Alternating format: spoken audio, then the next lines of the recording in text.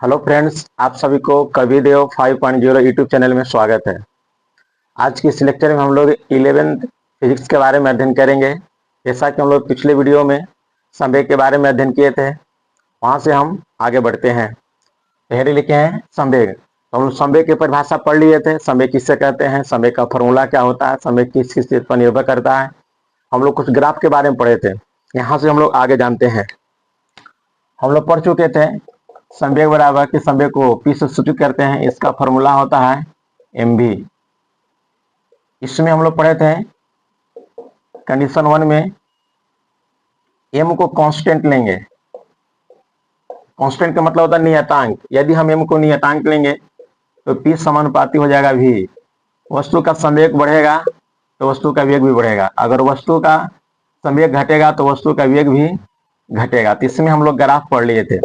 B number में हम लोग पढ़े थे कि v को कांस्टेंट लेंगे, वेलोसिटी को कांस्टेंट लेंगे तो p समानुपाती हो जाएगा m। वस्तु का संवेग बढ़ेगा तो वस्तु के द्रव्यमान भी बढ़ेगा।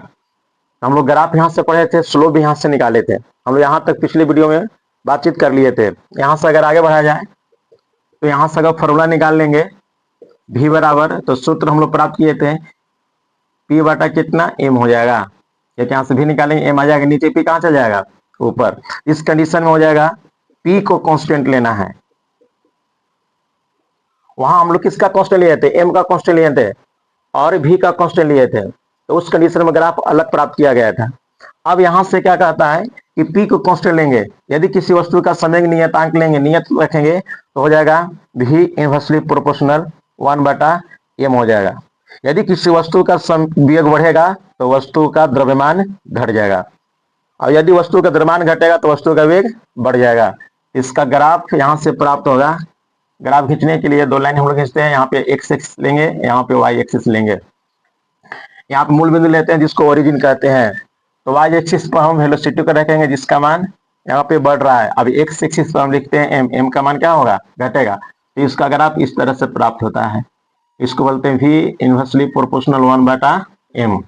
एक क्वांटिटी बढ़ेगा तो दूसरा क्वांटिटी घटेगा। इसमें याद रखे रहिएगा कि v और m में उल्टा रिलेशन चलता है। या मास को बढ़ाएंगे तो वेलोसिटी घट जाएगा। तो ग्राफ इसी तरह से प्राप्त होगा। हम लोग ए और बी पढ़ लिए थे। यहां से आगे हम लोग के देखना था। अब यहां से आगे कंडीशन कहता है पॉइंट नंबर 1, संवेग का एसआई मात्रक, संवेग का एसआई मात्रक केजी मीटर प्रति सेकेंड होता है। द्रव्यमान का मात्रक हो जाएगा केजी, अवयव का मात्रक होता है मीटर प्रति सेकेंड, इसलिए संवेग का एसआई मात्रक केजी मीटर प्रति सेकेंड होता है। दूसरा पॉइंट में हम लोग लिखेंगे संवेग का सीजीएस मात्रक, संवेग का सीजीएस मात्रक ग्राम सेंटीमीटर प्रति सेकेंड, क्योंकि द्रव्यमान का सीजीएस मात्रक होता है ग्राम और वेग का सीजीएस मात्रक होता है सेंटीमीटर प्रति सेकेंड। सेकेंड के ऊपर भी कर सकते हैं इनवर्स में। इस संवेग का सीजीएस मात्रक याद कर रहिएगा कि ग्राम सेंटीमीटर प्रति सेकेंड होता है। तीसरा पॉइंट हो जाएगा यहां से संवेग सदिश राशि है, संवेग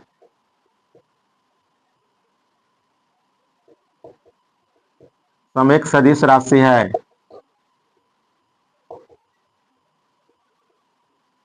जिसकी दिशा वेग की दिशा में होता है, जिसकी दिशा वेग की दिशा में होता है। आप लोग याद कर रहिएगा संवेग एक वेक्टर क्वांटिटी है जिसकी डायरेक्शन वेलोसिटी के डायरेक्शन में होता है। तो संवेग सदिश राशि है जिसकी दिशा वेग की दिशा में होता है। अगला पॉइंट देखा जाए इसमें तो संवेग की विमा, संवेग की विमा, तो संवेग की विमा होता है mlt के पावर -1। हम एक वीडियो लेके आएंगे ओनली फॉर खाली डायमेंशन पर कि किसी भी फिजिकल क्वांटिटी का डायमेंशन हम लोग कैसे निकालते हैं 11 से लेके 12 तक। तो आप लोग सीखे होंगे, नहीं सीखे होंगे तो हम सिखा देंगे। आप लोग टेंशन नहीं लीजिए, एक वीडियो लेके आएंगे ओनली फॉर डायमेंशन के लिए होगा, लॉन्ग वीडियो होगा, एकदम सिंपल भाषा में एकदम सिखा देंगे, आप लोग सब लोग सीख जाइएगा। तो ध्यान दीजिएगा। तो समय की विमा होता है m के पावर 1 l के पावर 1 t के पावर -1 होता है। याद के लिए रहिएगा, समय की विमा m के पावर 1 l के पावर 1 और t के पावर -1 होता है। पांचवा पॉइंट हो जाएगा संवेग। फॉर्मूला में आया है mv, यहां पर लिखेंगे संवेग वस्तु के द्रव्यमान और वेग पर निर्भर करता है। आप लोग यह हमेशा याद कर रहिएगा, एग्जाम में पूछता है कि वस्तु निम्नलिखित में से कौन राशि पर निर्भर करता है, तो संवेग जो है वस्तु के द्रव्यमान और उस वस्तु के वेग पर निर्भर करता है। छठा पॉइंट हो जाएगा संवेग समय पर भी निर्भर करता है। समय पर भी निर्भर करता है। अब कोई पूछेगा सर समय कैसे आ जाएगा, तो यहाँ पे ध्यान दीजिएगा, P इक्वल टू लिखे mv, तो यहाँ पे लिख देंगे P इक्वल टू m। अब वेलोसिटी का फॉर्मूला होता है r/t। तो यहाँ पे कंडीशन है, अगर मास और r को अगर हम कांस्टेंट रखेंगे तो इस कंडीशन में हो जाएगा, यहाँ पे लिखेंगे कि m और r कांस्टेंट रखेंगे तो P इनवर्सली प्रोपोर्शनल हो जाएगा 1/t। अगर समय को कम करेंगे तो संवेग बढ़ जाएगा, अगर समय को कम करेंगे तो वेग बढ़ जाएगा, अगर समय को ज्यादा करेंगे, समय को इंक्रीज करेंगे, ज्यादा करेंगे, तो जो मोमेंटम है, जो संवेग है, वो क्या हो जाएगा, घट जाएगा। यानी समय पर जो वेग है उल्टा होता है, इनवर्सली प्रोपोर्शनल होता है कि P इनवर्सली प्रोपोर्शनल 1/t। यह संवेग के बारे में बेसिक जानकारी था, इसमें और बहुत सारे अभी पॉइंट है, इतना आप लोग उतारिए। तो काइनेटिक एनर्जी के बारे में सूत्र पढ़े होंगे, यहाँ पे देखते हैं, यहाँ पे लिखते हैं नोट पॉइंट नंबर 1। हम जानते हैं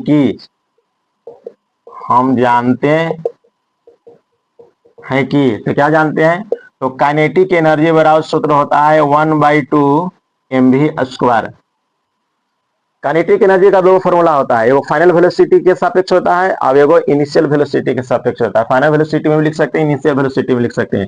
इसलिए kinetic energy change in kinetic energy बराबर हो जाता है final kinetic energy minus initial kinetic energy. तो हम फाइनल में ही लिख रहे हैं, आप तो समझ लीजिएगा। तो यहां से लिखेंगे तो इसको सोल्व करेंगे तो हो जाएगा kinetic energy equal to mv²/2। इसमें क्या करना है, आप लोग यहाँ पे ध्यान दीजिएगा, यहाँ पे क्या करना, दोनों अंश और हर में m से गुना कर दीजिए। इसमें गुना करेंगे तो काइनेटिक एनर्जी बराबर हो जाएगा m² और v², यहाँ हो जाएगा 2m। अब हम लोग सूत्र पढ़ते हैं कि P बराबर कितना होता है, mv। तो सब पर पावर 1 है, तो यहाँ पे क्या करेंगे, तो यहाँ पे स्क्वायर कर देंगे, तो इस पे भी स्क्वायर होगा, इस पे भी स्क्वायर हो जाएगा, अर्थात m² v² इक्वल टू लिख सकते हैं p²। यहाँ पे लिखेंगे m² v² है, तो यहाँ पे लिखेंगे हम लोग kinetic energy equal to p² और बटा कितना 2m। यह एक फॉर्मूला बन जाता है संवेग का काइनेटिक एनर्जी में। यहाँ से तिरछी अगर गुना किया जाए, इसको आप लोग याद कर रहिएगा, न्यूमेरिकल करवाएंगे इस पे, p² इक्वल टू हो जाएगा 2m काइनेटिक एनर्जी। तो P का मान निकाल लेंगे तो रूट में चल जाएगा, तो 2m कितना हो जाएगा ke। तो ये भी हो जाएगा संवेग। तो संवेग का भी फॉर्मूला याद कर ले रहिएगा। अब पूछेगा कोई कि फॉर्मूला का सर यूज कैसे करेंगे, तो वस्तु का द्रव्यमान दिले रहेगा, काइनेटिक एनर्जी का मान दिले रहेगा, और P निकालने के लिए कहेगा, तो हम इस फॉर्मूला पर निकाल लेते हैं। इसका फॉर्मूला हम लोग हमेशा याद कर ले रहना है। यहां से आगे बढ़ते हैं, यहां से अगर इसको अलग करेंगे तो इसको हम ऐसे भी लिख सकते हैं, P इक्वल टू, इसको रूट को हटाएंगे तो 2m ke इंटू कितना हो जाएगा 1/2 हो जाएगा। ये भी याद के लिए रहिएगा, ये सब ऑब्जेक्टिव के लिए है। ऑब्जेक्टिव ऐसे ही निकलता है, किताब में दिया हुआ रहता पॉइंट बना के, तो थ्योरी कंप्लीट रहेगा तो ऑब्जेक्टिव अपने आप लोग बना लीजिएगा, याद कर लीजिएगा, समझ लीजिएगा, तो एग्जाम में किसी तरह से दिक्कत नहीं होगा, प्रॉब्लम नहीं होगा। तो जब रूट को हटाते हैं तो 1/2 आ जाता है।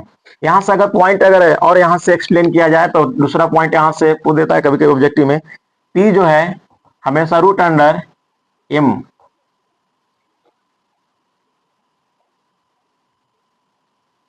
पी का मान यहां से अलग अलग करेंगे तो रूट अंडर एम हो जाएगा। और तीसरा पॉइंट में हो जाएगा जो पी है रूट अंडर कितना हो जाएगा काइनेटिक एनर्जी, टू यहाँ पे कांस्टेंट है। इसको अगर हम हटाएंगे तो पी इक्वल टू हो जाएगा एम के पावर 1/2। इसको भी यहां से हटाएंगे तो kinetic energy P equal to kinetic energy into कितना हो जाएगा 1/2 हो जाएगा। तो यह सब फॉर्मूला बहुत इंपॉर्टेंट है, आप लोग याद करके रखे रहिएगा, बहुत शानदार। अब यहां से आगे बढ़ते हैं। जैसे एम के मान दे देंगे यहाँ पे 100 ग्राम, भी के मान दे देंगे 10 मीटर प्रति सेकेंड, तो पूछ जाएगा पी बराबर वाट। तो इसको सोल्व कर सकते हैं, सिंपल एगो न्यूमेरिकल है। यहाँ से क्या करना है, तो एम बराबर, तो एम का मान किस में दिया हुआ है ग्राम में, तो उसको केजी में चेंज करेंगे। कैसे चेंज करेंगे, तो 1 केजी बराबर कितना होता है 1000 ग्राम होता है।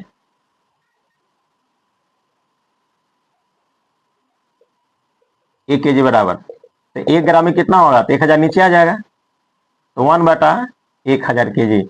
याद कर रहिएगा यह पॉइंट कि 1 केजी में कितना ग्राम होगा 1000 ग्राम होगा, तो 1 ग्राम में कितना केजी होगा, तो 1/1000 केजी होगा, क्योंकि 1000 नीचे आ जाएगा, केजी यहाँ पे आ जाएगा। इसको चेंज करेंगे तो हो जाएगा 100 गुने कितना 1/1000 केजी, क्योंकि 100 ग्राम है तो ग्राम को केजी में जाएंगे तो 1/1000 से भाग करने पड़ेगा, 1 2 0 से 2 0 खत्म हो जाएगा, तो एम बराबर हो जाएगा 1/10 केजी। और भी का मान तो देवे किया है 10 मीटर प्रति सेकेंड। अब पी बराबर सूत्र होता है कितना, एम भी होता है, तो एम का मान हो जाएगा 1/10 गुने और वेलोसिटी का मान होगा 10, इससे कट जाएगा, तो आंसर आ जाएगा यहाँ पे पी बराबर हो जाएगा 1 केजी मीटर प्रति सेकेंड। यह हो जाएगा आंसर, एकदम सिंपल है। एम इक्वल टू 100 ग्राम लेना है, भी का मान दिए हैं 10 मीटर प्रति सेकंड, किसी वस्तु का वेलोसिटी 10 मीटर प्रति सेकंड है, तो संवेग याद करना है। तो एम का मान 100 ग्राम है, तो ग्राम से हम लोग कहाँ जाएंगे एसआई यूनिट में जाएंगे, तो एसआई यूनिट में जाएंगे तो 1 केजी में कितना होता है 1/1000 केजी होगा, तो यहाँ पे लिख देंगे 1/1000 केजी, 2 0 से 2 0 खत्म हो जाएगा, यानी 1 में कितना 10 केजी हो जाएगा स्पिन का। ग्राम से कहाँ गए केजी में, तो ग्राम में लेंगे तो 100 ग्राम लेना है, केजी में लेंगे तो 1/10 केजी लेना है। अब वेलोसिटी का मान दिया हो कितना 10 मीटर प्रति सेकंड दिया होता है, पी इक्वल टू फॉर्मूला आता है एम भी, तो यहाँ पे मान पुट कर देंगे, भी का मान पुट कर देंगे, कैंसिल हो जाएगा, तो हो जाएगा 1 केजी मीटर प्रति सेकंड हो जाएगा। तो बहुत सारा न्यूमेरिकल है, बहुत छोटा सा न्यूमेरिकल है, ये हर कोई बना देगा, अंडरटेनिंग जैसा न्यूमेरिकल दिला रहता है, लेकिन हम लोग का वेक्टर कंसेप्ट में यहाँ पे न्यूमेरिकल बहुत सारा अच्छा अच्छा लेवल पर देता है, हम लोग उसको सीखेंगे, आप लोग इतना उतारिए।